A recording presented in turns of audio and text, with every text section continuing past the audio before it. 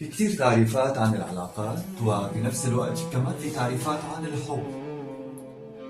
هذا اللي بيقول لك الحب عبارة عن انسجام، وهذا اللي بيقول لك الصداقة عبارة عن اهتمام. ببساطة وعن تجربة صغيرة بنسميه حب إذا الطرف الآخر خلانا نحب أنفسنا، وبنسميه علاقة سامة في حال خلانا نكره أنفسنا. كم من شخص عاش مع طرف آخر وقلل من شأنه وأوهموا أنه كتير عليه القد، وكم من صديق أو حبيب عاش بعقدة اللم على ذنب ما اقترفه أبدا، وكم من شخص عاش بدوامة الشك مع الشك. بعمرك لا تسأل صديق ولا حتى حبيب إذا هو بيحبك. تعرفوا ليش؟ لأن الجواب عن